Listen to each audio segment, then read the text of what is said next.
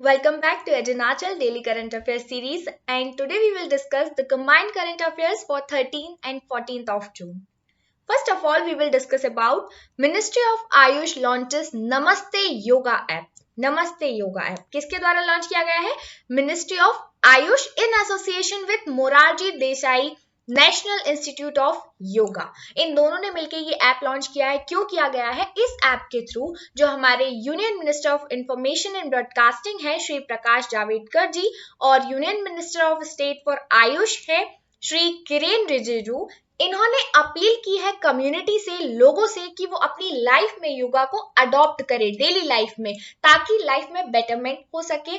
क्योंकि आप सभी समझते हैं कि योगा से ना ही फिजिकली बल्कि मेंटली भी इंसान ज्यादा फिट रह सकता है। तो फिजिकल और मेंटली फिट रहने के लिए योगा को अडॉप्ट करना चाहिए, किस तरह से इसकी इंपॉर्टेंस होती है, कैसा डेली रूटीन होना चाहिए, ये सारी बातें कई सारे योगा गुरुज, एक्सपीरियंस्ड योगा एक्सपोनेंट्स और एक्सपर्ट्स की राय यहाँ पे दी जाएगी नमस्ते योगा ऐप के जरिए। तो गवर्नमेंट चाहती है लोग ज्यादा से ज्यादा अवेयर हो, योगा की इंपॉर्टेंस को समझें। ये लॉन्च किया गया है इंटरनेशनल डे ऑफ योगा 11 जून के अवसर पे। हर साल 11 जून को इंटरनेशनल डे ऑफ योगा मनाया जाता है। इस साल 7th डे था ये। ओके, नेक्स्ट हम बात करेंगे जो थीम थी 2021 में इंटरनेशनल योगा डे की, वो है be with yoga be at home. क्योंकि कोविड पैंडेमिक का समय चल रहा है तो गवर्नमेंट बार बार ये कहती है कि सभी लोग घर में रहें, सुरक्षित रहें। That's why be with yoga be at home. And as a part of this event a mobile application named Namaste yoga has been launched. तो यहाँ पे आपको याद रखना है नमस्ते योगा किसके द्वारा लॉन्च किया गया है। आगे हम बात करेंगे new policy for D classification of war histories.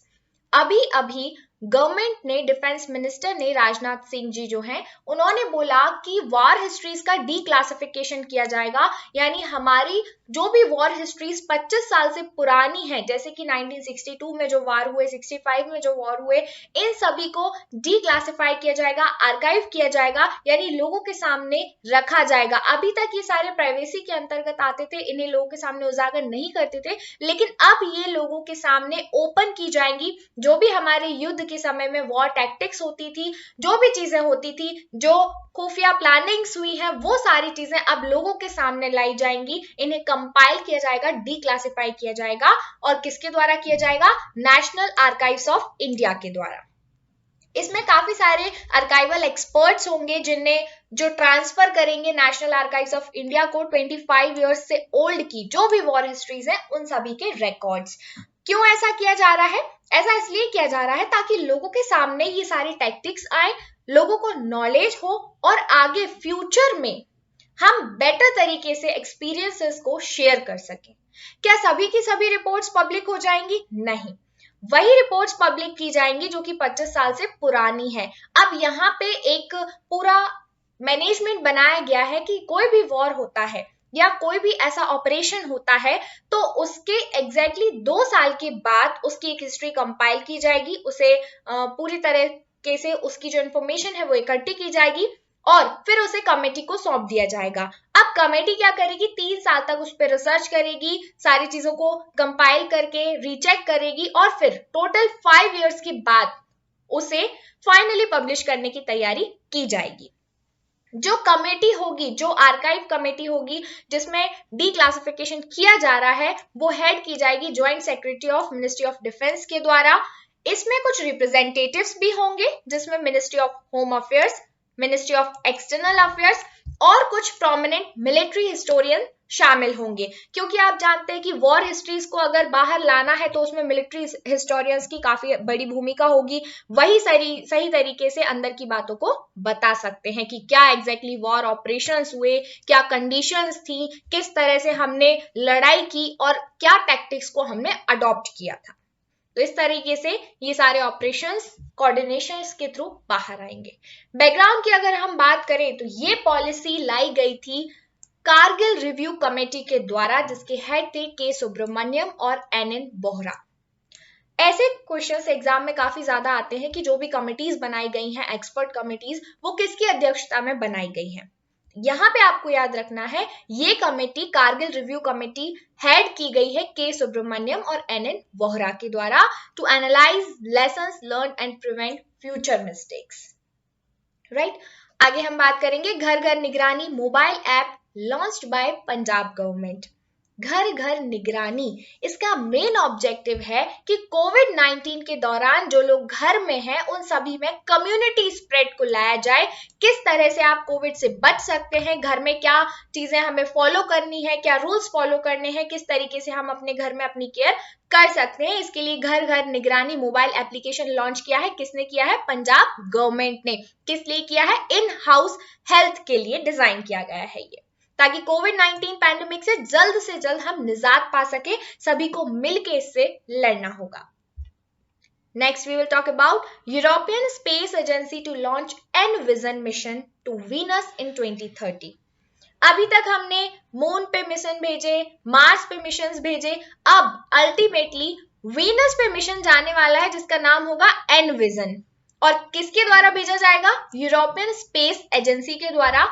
अभी तक नासा इस पे काम कर रही थी, अब यूरोपियन स्पेस एजेंसी भी इस पे काम करेगी और इसका ऑब्जेक्टिव है कि 2030 तक ये मिशन, ये प्रोजेक्ट लॉन्च किया जाए। नाम क्या है? एनविजन। रिमेंबर, इनसाइट मिशन जो है वो मार्स के लिए है, यहाँ पे एनविजन जो है ये वीनस के लिए है। वीनस के बारे में आप थोड़ा सा जान ले कि वीनस मरकरी के बाद सेकंड नंबर का प्लैनेट है, इसे अर्थ ट्विन भी बोलते हैं। तो इतने पास होते हुए, अर्थ के इतने करीब होते हुए, उसी ऑर्बिट में होते हुए ऑलमोस्ट, वो अर्थ से अलग क्यों है, ये सारी चीजों पे रिसर्च की जाएगी कि किस तरह से वहां पे भी हैबिटेबल जोन हो सकता है या नहीं, उसका पूरा एटमॉस्फेयर कैसा है, उसका इंटरनल स्ट्रक्चर कैसा है, ये सारी चीजें स्टडी की जाएंगी। एक स्पेसक्राफ्ट भेजा जाएगा जिसमें कई सारे इंस्ट्रूमेंट्स होंगे जो कि वीनस के एटमॉस्फेयर को, सरफेस को और वहां के जो भी सरफेस कंपोजिशन है उन सभी चीजों को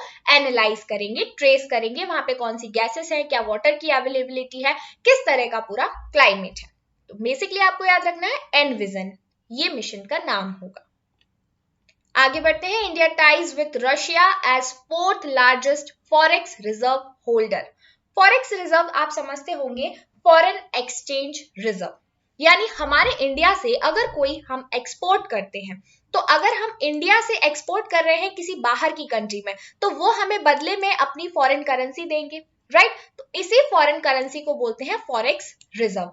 जिस कंट्री के पास जितना ज्यादा फॉरेक्स रिजर्व होता है, माना जाता है कि उसकी इकोनॉमी उतनी ही ज्यादा बिल्डअप हो रही है। अब यहाँ पे ध्यान देने वाली बात यह है कि इंडिया 4th नंबर पे आ गया है फॉरेक्स रिजर्व होल्डर की कैटेगरी में, यानी पूरे वर्ल्ड में रशिया और इंडिया 4th नंबर पे है। इंडिया की रैंकिंग आपको याद रखनी है, कितना है इंडिया का फॉरेक्स रिजर्व? पिछले साल के मुकाबले अभी $6.842 बिलियन हो गया है। $6.842 बिलियन से $605.8 बिलियन हो गया, इतना ज्यादा बढ़ गया है, ठीक है, मतलब बढ़ के। अब यहाँ पे हम बात करेंगे, इतना ज्यादा अगर फॉरेक्स रिजर्व बढ़ गया है तो क्या इसके पीछे रीजंस हो सकते हैं? काफी सारे रीजंस हैं कि इंडिया एक्सपोर्ट भी काफी ज्यादा करता है और सपोर्ट भी बहुत ज्यादा करता है, राइट। तो रशिया का अगर हम फॉरेक्स रिजर्व देखें तो बराबर ही है इंडिया के, $605.2 बिलियन, और इंडिया का है $605.008 बिलियन। बड़ा कितना है?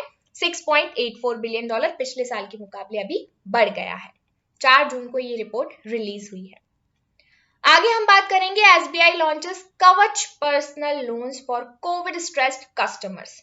सबसे पहले तो आपको ये याद रखना होगा कि एसबीआई ने ये लोन लॉन्च किया है जिसका नाम है कवच पर्सनल लोन।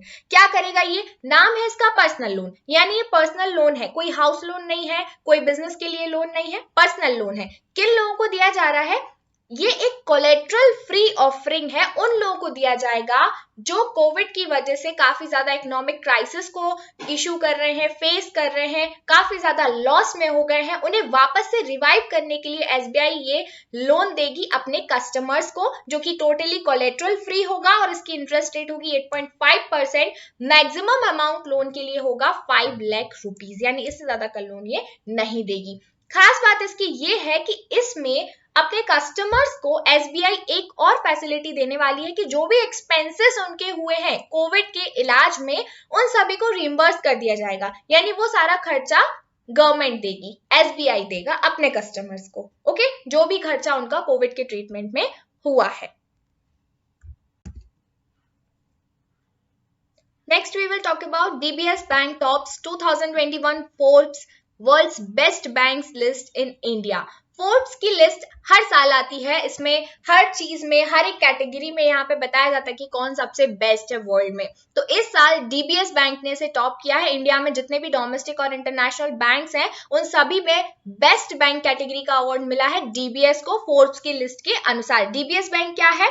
इसे पहले कहा जाता था development bank of Singapore, short form है डीबीएस। इसका हेडक्वार्टर है मरीना बे सिंगापुर में, लेकिन ये एक मल्टीनेशनल बैंक है तो इसकी एक ब्रांच इंडिया में भी है। तो इसने टॉप किया है, आपको इतना ही याद रखना है। ये पूछ लिया जाता है एग्जाम में कि फोर्ब्स के अकॉर्डिंग कौन सबसे रिचेस्ट पेइंग कैटेगरी में कोई भी स्टार है, सेलिब्रिटी है, या फिर कौन सा बैंक है जो फर्स्ट आया है। इस तरह से क्वेश्चंस पूछ लिए जाते हैं। Forbes has partnered with market research firm Statista for this survey. DBS के बाद सीएसबी बैंक सेकंड रैंक पर है और थर्ड रैंक पर है आईसीआईसीआई। रिमेंबर, अगर एग्जाम में ऐसा पूछ लिया जाए कोई स्टेटमेंट कि क्या आईसीआईसीआई ने टॉप किया है, तो नहीं, आपको याद रखना है डीबीएस ने टॉप किया है और आईसीआईसीआई थर्ड रैंक पे है, ओके। आईसीआई के नाम में आप देखोगे ना, 3 आई आपको दिख रहे हैं ना इस तरह से, तो 3 आई से आप थर्ड रैंक उसकी याद रख सकते हो। Next, former Mongolia PM Ukhna Kurelsuk wins 2021 presidential elections। कभी कभी एग्जाम में पूछ लेते हैं कि मंगोलिया के प्राइम मिनिस्टर कौन है, चाइना के प्राइम मिनिस्टर प्रेसिडेंट कौन है, तो इस तरह से आपको लीडर्स के नाम एक बार याद रख लेने चाहिए, स्पेशली जो चर्चा में है। तो अभी मंगोलिया के प्राइम मिनिस्टर इलेक्ट हुए हैं उखना कुरेलसुख। कौन है? उखना कुरेलसुख। तो ये नाम आपको याद रखना है। इन्होंने रिप्लेस किया है खल्तमागीन बतुल्गा को, ठीक है। आगे हम बढ़ते हैं। ये रहे मंगोलिया के प्राइम मिनिस्टर। मंगोलिया की बात करें तो कैपिटल है उलान बतोर और करेंसी है मंगोलियन टॉगरॉ। नेक्स्ट हम बात करेंगे Costa Rican economist Rebeca Grynspan appointed as secretary general of UNCTAD. UNCTAD क्या है? ये यूएन की एक स्पेशलाइज्ड एजेंसी है। इसका फुल फॉर्म है United Nations conference on trade and development. नाम से ही जाहिर है कि ये ट्रेड और डेवलपमेंट के लिए जो भी डेवलपिंग कंट्रीज हैं उन्हें सजेस्ट करती है, व्यूज देती है, एडवाइस देती है और पूरा रूल एंड रेगुलेट करती है। तो अभी अभी कोस्टा रिका की जो इकोनॉमिस्ट है रेबिका ग्रिंसपैन, इन्हें यूनेक्टेड की सेक्रेटरी जनरल चूज किया गया है। किसने इन्हें चूज किया है? यूएन के जो सेक्रेटरी जनरल है एंटोनियो गुटेरेस, जिन्हें अभी अभी री इलेक्ट कर लिया गया है यूएन सेक्रेटरी के तौर पर। पहले भी यही थे, अभी नेक्स्ट टेन्योर के लिए भी इन्हें ही री इलेक्ट किया है। तो इन्होंने चूज किया है, इलेक्ट किया है रेबिका ग्रिंसपैन को यूनेक्टेड की सेक्रेटरी जनरल, और ये first women and central American होंगी टू हेड यूनेक्टेड, इसीलिए ये ज्यादा इंपॉर्टेंट हो जाती हैं। इन्होंने रिप्लेस किया है इसाबेल ड्यूरेंट को, जो कि अभी तक यूनेक्टेड के सेकेंडरी जनरल थे 15 फैब 2021 तक। आगे हम बात करते हैं यूनेक्टेड की। तो इसका हेडक्वार्टर है जेनेवा स्विट्जरलैंड में और मेन ऑब्जेक्टिव है to promote trade and investment developing opportunities in developing countries, क्योंकि जो भी जरूरतें होती है ना डेवलपमेंट की, वो ज्यादातर डेवलपिंग कंट्रीज में ही होती हैं। डेवलप्ड कंट्रीज में ऑलरेडी ना ही फंडिंग की प्रॉब्लम होती है, ना ही एक्स्ट्रा डेवलपमेंट की प्रॉब्लम होती है। तो अंडर डेवलप और डेवलपिंग कंट्रीज में जो भी असिस्टेंट लगता है, जो भी ट्रेड में प्रमोशन चाहिए, इन्वेस्टमेंट चाहिए, उन सभी को हेड करता है यूनेक्टेड। आगे हम बात करेंगे 1952 Olympics marathoner and 1951 Asiad medallist Surat Singh Mathur pass away at 90 due to कोविड-19। आपको यहाँ पे नाम याद रखना है, इंडिया के मैराथनर है सूरत सिंह माथुर। ये फर्स्ट प्रेसिडेंट पार्टिसिपेंट थे इंडिया से जिन्होंने ओलंपिक मैराथन रेस में पार्टिसिपेट किया था 1952 में, और ये जीते भी थे। हेलसिंकी जो गेम्स हुए थे 1952 में, उसमें इन्होंने पार्टिसिपेट किया था। अभी फिलहाल इनकी एज 90 इयर्स थी और माथुर जी ने 52nd प्लेस हासिल की थी 2 मिनट 58 सेकेंड में ये रेस कंप्लीट करके, राइट। इसके अलावा इन्हें ब्रॉन्ज मेडल भी मिला था फर्स्ट एशियन गेम्स में। ठीक है, इंडिया के लिए इन्होंने ब्रॉन्ज मेडल जीता था फर्स्ट एशियन गेम्स में, जो कि 1951 में हुए थे। Delhi based Mathur was also a 2 time national champion. इतने बड़े चैंपियन है ये, काफी अच्छा इनका रिकॉर्ड है, that's why we have to remember. नाम क्या है? सूरत सिंह माथुर। आगे हम बात करेंगे वर्ल्ड ब्लड डोनर डे। 14 जून को हर साल मनाया जाता है वर्ल्ड ब्लड डोनर डे। आप अगर सोचे समझे तो आपको रियलाइज होगा कि थोड़े से ब्लड की कीमत, हमें डोनेट करने में इतना ज्यादा फर्क नहीं पड़ता है, लेकिन उस ब्लड के लिए किसी और के लिए कितनी ज्यादा इंपॉर्टेंस हो सकती है ये हम सोच भी नहीं सकते। एक एक बूंद ब्लड कितने लोगों की जान बचा रहा है, वी कांट इवन इमेजिन। तो हमें भी ब्लड डोनेट करना चाहिए। आप सभी से भी मैं अपील करूंगी कि आप सभी जितना हो सके, अगर आप स्वस्थ हैं तो आप ब्लड डोनेट जरूर कीजिएगा अपने आसपास सिक्योरली, सेफली।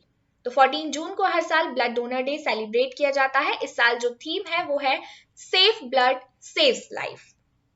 साथ में एक स्लोगन भी दिया गया है, वो है give blood and make the world a healthier place. So remember this. सबसे पहले 2005 मई में WHO ने ऑफिशियली ये दिन एस्टैब्लिश किया था। उसके जो 192 मेंबर स्टेट्स हैं WHO के, उन्होंने साथ में मिलकर ये डिसाइड किया कि हम हर साल ब्लड डोनर डे मनाएंगे, वर्ल्ड डोनर डे मनाएंगे। और इस साल ये उस समय 58 वर्ल्ड हेल्थ असेंबली थी मई 2005 में, ठीक है, वर्ल्ड हेल्थ की। तो तब ये डिसाइड किया गया था और अब उसी समय से कंटिन्यूअसली हर साल मनाया जाता रहा है। तो donate blood and save life. So this is all for today. Thank you so much friends. Be in touch with us.